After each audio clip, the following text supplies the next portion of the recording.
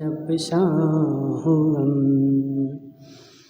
पंच परमेष्टि भगवान की, अनंत अनंत सिद्ध परमेष्टि भगवान की, 1008 देवादेव आदिनाथ भगवान के, 1008 देवादेव श्री राम भगवान के, आचार्य भगवान रवि सेन स्वामी की, आचार्य भगवान विद्यासागर जी महाराज की, आचार्य भगवान विशुद्ध सागर जी महाराज की,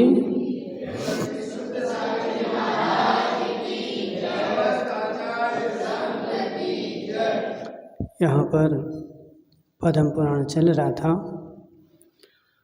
और जिसमें कल अपन ने देखा था कि दशानन जो है सहस्त्र रश्मि को जीत लिया था, तो सहस्त्र रश्मि को वैराग्य हो गया और उसने जाकर के दीक्षा धारण कर ली। उसके बाद दशानन आगे चला गया और आगे जाकर के वह फिर प्रश्न कर रहा है। अथानंतर रावण ने सुना कि राजपुर का राजा बहुत बलवान है, वह बहुत भारी अहंकार को धारण करता हुआ कभी किसी को प्रणाम नहीं करता है और जन्म से लेकर दुष्ट चित्त है। रावण को पता चला कि राजपुर नगर है और वहाँ का जो राजा है वो कैसा है, बहुत बलवान है, और बलवान के साथ साथ वह जन्म से ही अहंकार को धारण करता है और किसी को प्रणाम नहीं करता है। लौकिक मिथ्या मार्ग से मोहित है और प्राणियों का विध्वंस कराने वाले यज्ञ दीक्षा नामक महापाप को प्राप्त है, अर्थात यज्ञ क्रिया में प्रवृत्त होता है। क्या करता है? यज्ञ करवाता है और यज्ञ करता है और यज्ञ में सारे जीवों की होम करता है। ठीक है, तो रावण को ऐसा पता चला। तो अथानंतर यज्ञ का कथन सुन श्रेणिक महाराज ने गौतम गणधर से पूछा कि ये विभो, अब जी श्रेणिक महाराज कहाँ से आ गए, गौतम गणधर कहाँ से आ गए? तो कहाँ से आए बोलो खोडनी अम्मा जी। महावीर के समवसरण में बैठे बैठे महाराज श्रेणिक समवसरण में बैठे हैं और समवसरण में बैठे बैठे गौतम गणधर से रावण का, राम का, सबका चरित्र पूछ रहे थे और गौतम गणधर चरित्र बता रहे थे। तो बताते बताते उनको पता चला कि एक राजा है, राजपुर का राजा है जो कि अहंकारी है और वह मिथ्या मार्ग से दूषित है और यज्ञ करता है। तो फिर वहाँ पर बीच में ही किसने, महाराज सैनिक ने गौतम गणधर से पूछा कि हे विभो, अभी रावण की कथा रहने दीजिए। क्या करो? रावण की कथा यहीं छोड़ दो, बाद में सुनेंगे। पहले मैं इस यज्ञ की उत्पत्ति जानना चाहता हूँ कि जीवों का विघात करने वाले जिस यज्ञ में दुष्ट जन प्रवृत्त हुए हैं। तब गणधर बोले, हे श्रेणिक सुन, तूने बहुत अच्छा प्रश्न किया है। प्रश्न क्या किया? कि अभी तुम जो रावण का कथन कर रहे थे वो रहने दो, यहीं छोड़ दो। एक काम करो, पहले हमें ये बताओ कि जी यज्ञ जो है उसकी उत्पत्ति कहाँ से हुई, किसने प्रारंभ किया, कैसे यज्ञ का प्रचलन आया, ये परंपरा कहाँ से चली। सुरेश सेठ, तुम्हारे यहाँ परंपरा है ना, तुम नगर के सेठ हो, तो तुम्हारे नगर में ये परंपरा कहाँ से चली बताओ? पुरखों से आई। तो ऐसे श्रेणिक महाराज पूछे, गौतम गणधर से श्रेणिक महाराज पूछ रहे। तो महाराज गौतम गणधर ने कहा कि हे श्रेणिक, तुमने बहुत अच्छा प्रश्न किया है। इस यज्ञ के द्वारा बहुत से जन मोहित हो रहे हैं, आज तक चल रहा है। ये यज्ञ कहाँ से चला, कैसे चला, कहाँ से आया? तुम लोग भी यज्ञ करते हो, करते कि नहीं करते?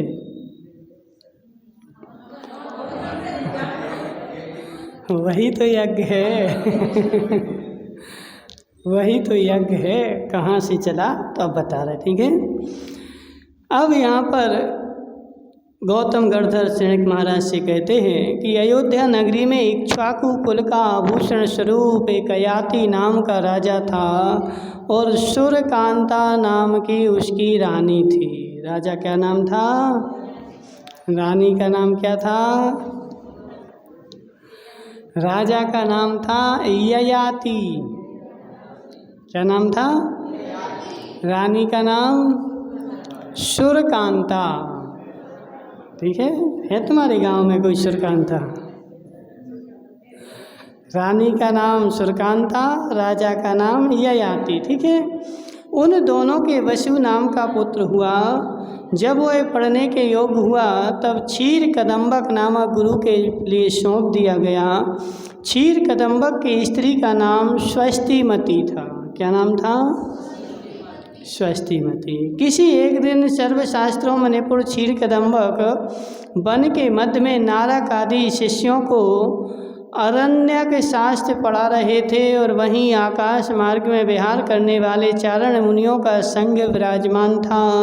उनमें से एक दयालु मुनि ने इस प्रकार कहा कि इन चार प्राणियों में से एक नरक को प्राप्त होगा।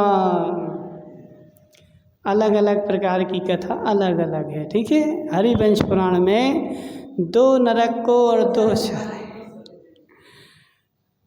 ठीक है ना। तो हरिवंश पुराण में जब ये कथा आई है तो वहाँ पे बताया है कि उन महाराज ने कहा कि 2 नरक जाएंगे 2 स्वर्ग जाएंगे। लेकिन यहाँ पर पांडव पुराण में रवि सेन स्वामी क्या कह रहे हैं कि उन 4 प्राणियों में से एक नरक को प्राप्त होगा।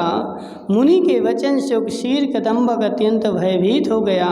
तदनंतर उसने नारद, पर्वत और वसु इन तीनों शिष्यों को अपने अपने घर भेज दिया और वे शिष्य भी बंधन से छोड़े गए बछड़ों के समान संतुष्ट होते हुए अपने अपने घर को चले गए। अब उनने जैसे सुना कि एक जो है नरक को जाएगा तो उनको चिंता हो गई और चिंता हुई तो उन्होंने शिष्यों को छोड़ दिया और महाराज वहीं पर रुक गए। जब पर्वत अकेला ही घर पहुंचा तब उसकी माता स्वस्तिमती ने पूछा कि हे पुत्र, तुम्हारे पिता कहाँ हैं जिससे कि तुम अकेले ही घर आ गए? पुत्र घर पहुंचा तो माता ने पूछती कि नहीं पूछती? विमल भाई बोलो, तुम्हारे बेटे की अम्मा पूछती कि नहीं पूछती? क्या पूछती है? उस समय फ़ोन नहीं था ना, आज तो तुम फटाफट टन टन टन टन कहाँ बैठे। हाँ, उस समय तो फ़ोन था नहीं, तो जो साथ में जाता था उससे ही पूछते थे कि पिताजी कहाँ हैं। तो उसने पूछा। पर्वत ने माता को उत्तर दिया कि उन्होंने कहा था कि पीछे पीछे आते हैं। पति के आगमन की प्रतीक्षा करते हुए स्वस्तिमती दिन समाप्त हो गया। जब दिन का बिल्कुल अंत हो गया और सघन अंधकार फैल चुका फिर भी वह नहीं आया, तब स्वस्तिमती शोक के भार से आक्रांत हो पृथ्वी पर गिर पड़ी। महिलाओं की तो आदत ही होती क्या, फटाफट गिर पड़े, फटाफट रोने लगे, फटाफट जग जाए। तो वो स्वस्तिमती को क्या हो गया, जैसे उसने दिन भर तो इंतज़ार किया कि अब आ रहे अब आ रहे अब आ रहे, और जब क्षीर कदम्बक शाम तक नहीं आए, पूरा दिन हो गया, तो वह चक्कर खा के गिर पड़ी कि कहाँ रह गए। ठीक है, वह दुख से पीड़ित हो चकवी के समान इस प्रकार विलाप करने लगी कि हाय हाय, मैं बड़ी मंद भाग हूँ जो पति के द्वारा छोड़ी गई। क्या मेरा पति किसी पापी मनुष्य के द्वारा मृत्यु को प्राप्त हुआ है, अथवा किसी कारण परदेश को चला गया, अथवा समस्त शास्त्रों में कुशल होने से वैराग्य को प्राप्त हो गया, सर्व परिग्रह का त्याग कर मुनि दीक्षा को प्राप्त हुआ। अब वो रोती रोती बोल रही है। क्या बोल रही? क्या मेरे पति परदेश चले गए?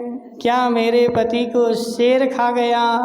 या उनको जंगल में ज्ञानी तो थे ही, वैराग हो गया और वैराग होने के बाद सर्व परिग्रह त्याग के वह मुनि तो नहीं बन गए? ऐसे वो सोच रही है। ठीक है, इस प्रकार विलाप करते करते स्वस्तिमती भी रात्रि व्यतीत हो गई। जब प्रातः काल हुआ तब पर्वत पिता को खोजने के लिए गया और लगातार कुछ दिन तक खोजने के बाद पर्वत ने देखा कि हमारे पिता नदी के तटवर्ती उद्यान में मुनि होकर विराजमान हैं। देखो, अब खुशी हुई होगी कि दुख हुआ होगा, बताओ। कहाँ गए वो आकाश? कहाँ गया है? आ रहा है। जब उसने जंगल में खोज रहा था तो पिताजी तो नहीं मिले। उसके पिता मुनि के रूप में नदी के तट पर बैठे थे। कैसे बैठे थे बताओ? देखो जी, बता रहे हैं। तो जी कपड़े थोड़ी पहने थे, वो कपड़े उतार के बैठे थे ना। ठीक है ना। इस प्रकार विलाप कर हो गया। संग सहित मुनि के गुरु के समीप विनय से बैठे थे। उसने दूर से ही लौटकर माता से कहा कि मेरा पिता नग्न मुनियों और उनके भक्तों द्वारा प्रताड़ित हो नग्न हो गया है। अब जी देखो क्या है कि पर्वत जो था वो खोटी बुद्धि वाला था। तो मैं पहले भी बताया, जिसकी बुद्धि खोटी होगी वो हर जगह से खोटी चीज़ ही ग्रहण करेगा। अच्छी भी दोगे तो अच्छी में से भी क्या करेगा? खोटी ही ग्रहण करेगा। जैसे जोंक होती ना, जोंक, तो जोंक क्या करती है?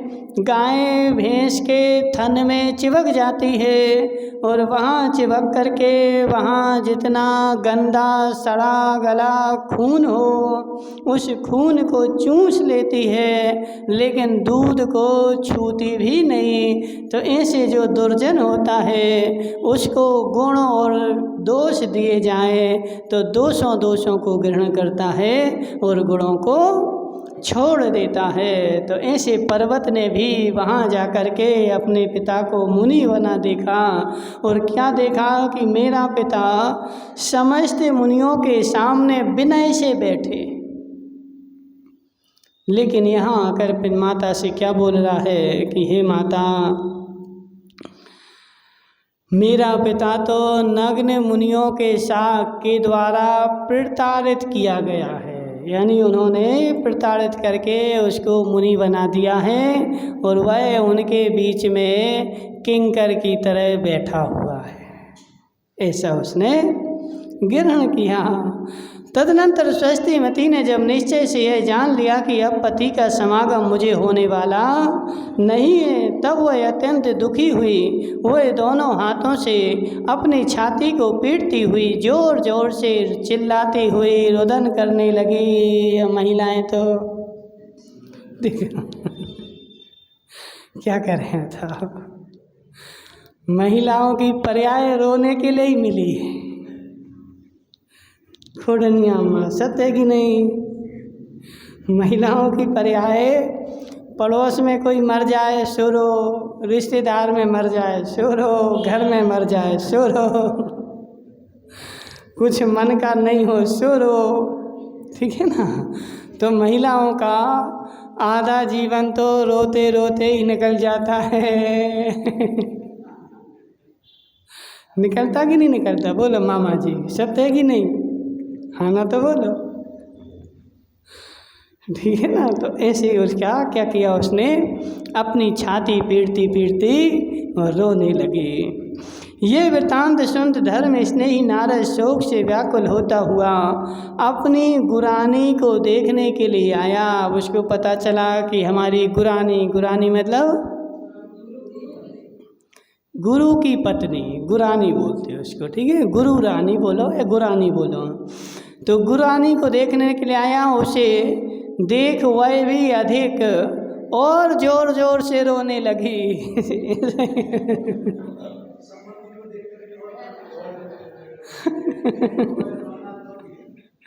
हमने बुंदेलखंड में देखा है ऐसा, किसी के यहाँ कोई मर जाए तो उस परिवार के जो लोग होते ना आगे के कमरा में रोने के लिए बैठते हैं। अब वो बेचारी वो महिला जिसका पति मर गया वो तो बेचारी रो रो के मर जाती, वो बैठी रोने के लिए, कोई आया फिर रोए, फिर कोई आया,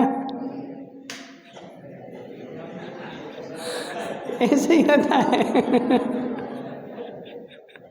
और आस पड़ोस वाले जितने रिश्तेदार आ गए वो सब रोने के लिए, तो महीना भर उसको रोने रोने में लग जाता है।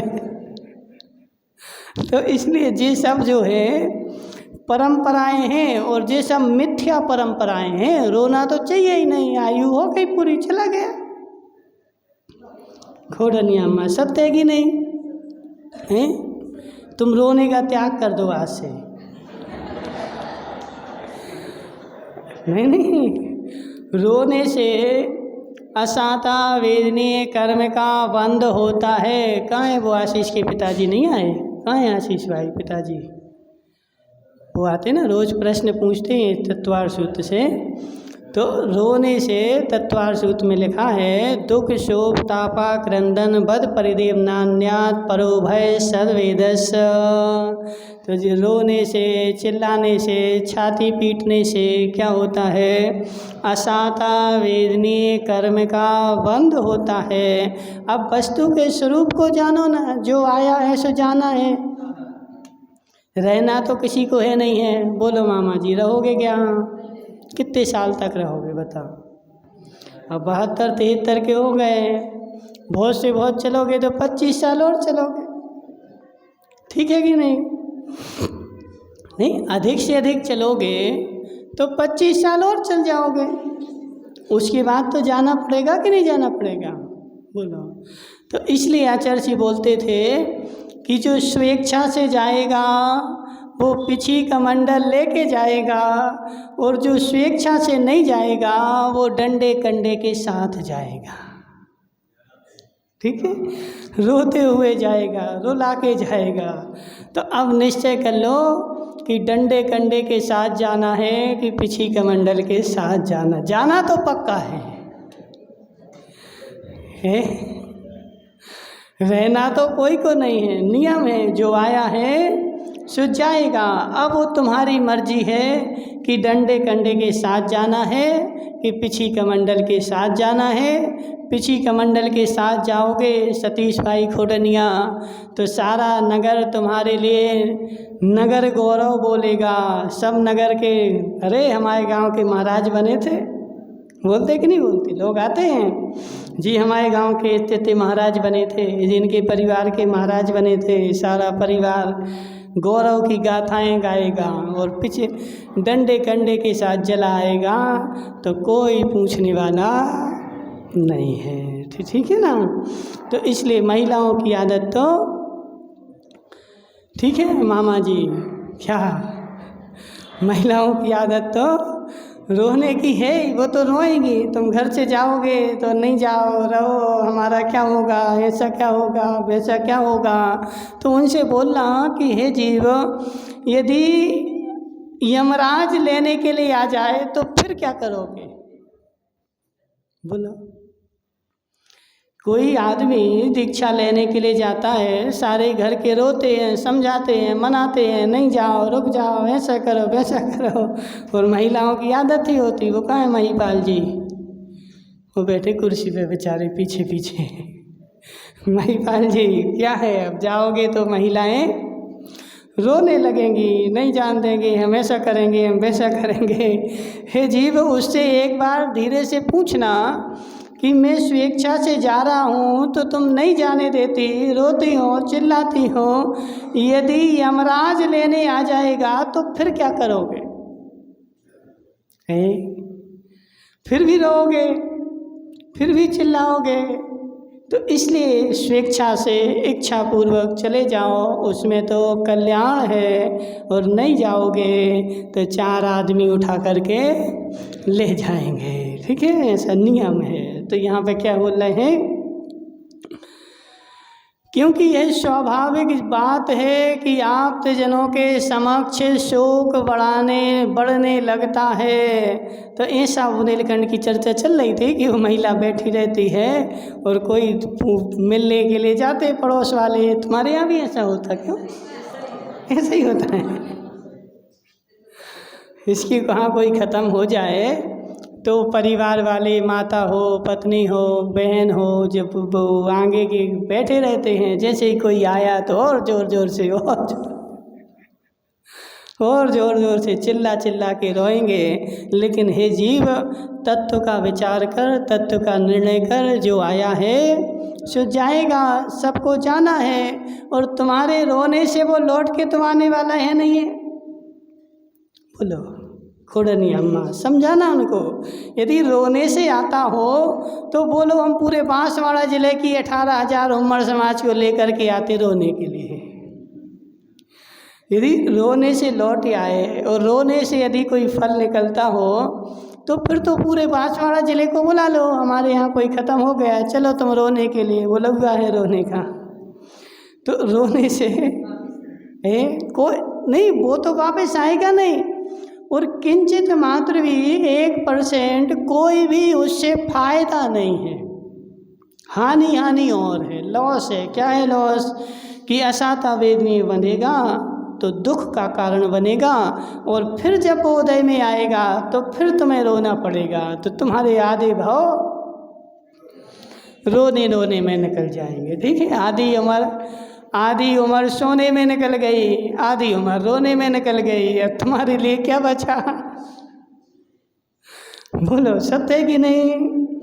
आधी उम्र, मामा जी सत्य बताओ, 24 घंटे का दिन होता है, सो 10 घंटे बेचारा सोने में निकाल देता है। फिर 10 घंटे बचे से 4-6 घंटे रोने में निकाल देता है। अब तुम्हारे हाथ में क्या आया बताओ सुरेश सेठ? तुम तो त्याग कर दो आज से। वो कोई त्याग थोड़ी करवा रहे, रोने का त्याग कर दो। त्याग है पक्का, कायुसर कर लो, 9 बार नमोकारण पढ़ लो। आज से रोएंगे नहीं, कुछ भी हो जाए। ठीक है, बहुत बढ़िया।